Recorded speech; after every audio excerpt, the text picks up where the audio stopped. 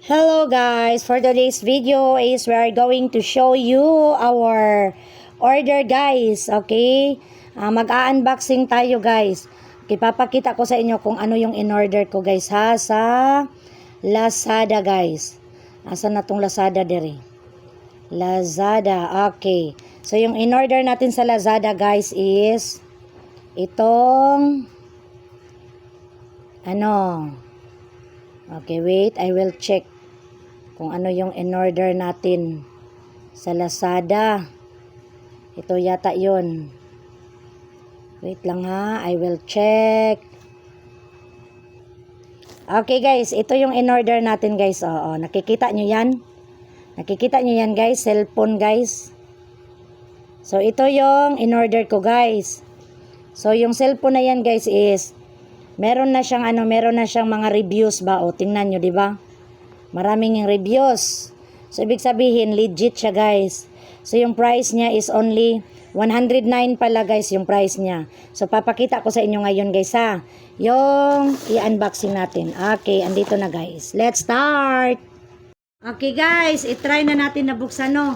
Kung totoong cellphone guys.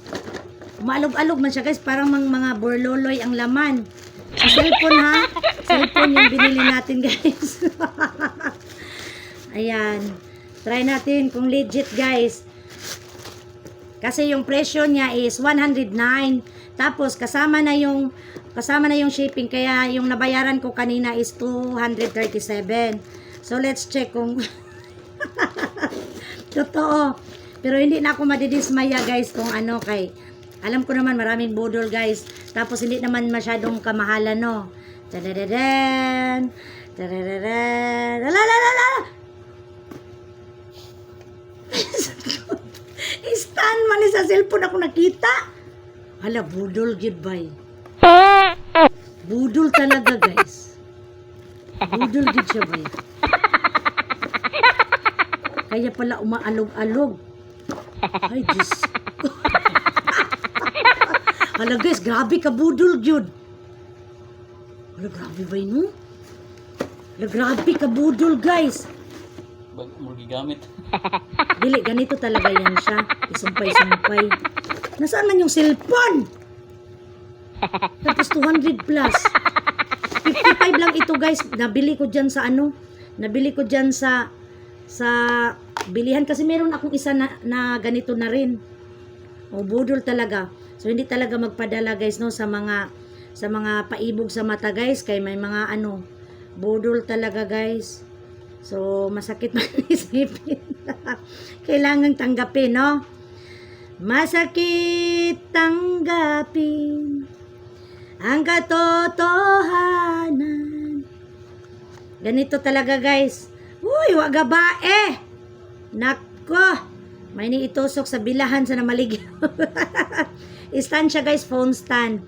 So, nabudol tayo worth 237 pesos.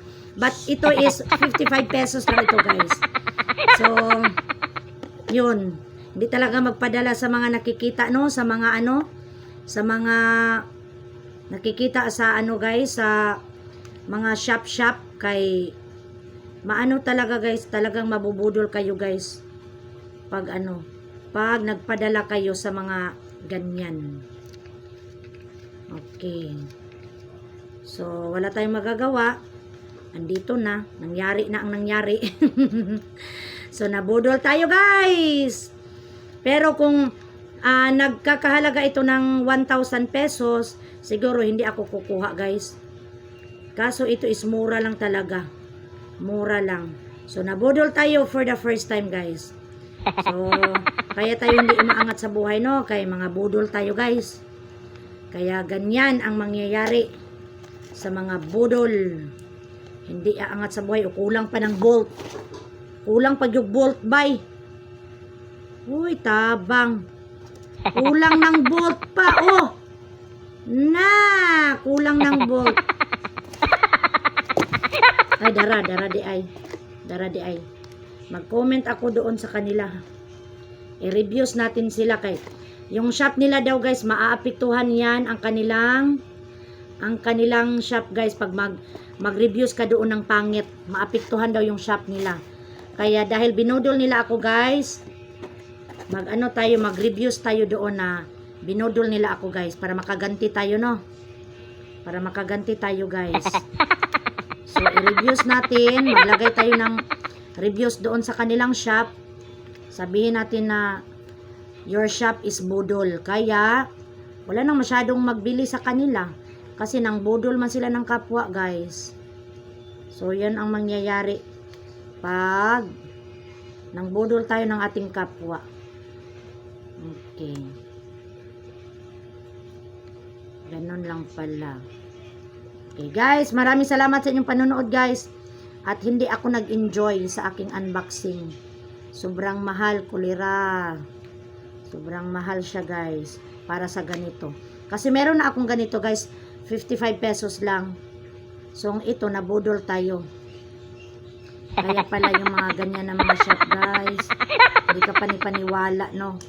Yan, mahirap siya ipasok guys. So that's all for today. It's budol time. Nabudol tayo ng 237 pesos. Kaya next time guys, lesson learned. Okay, wag padadala sa mga ipapakita nila ng mga product guys. Basahin mabuti yung mga reviews, tsaka yung mga nagko-comment doon. Okay, thank you so much for watching.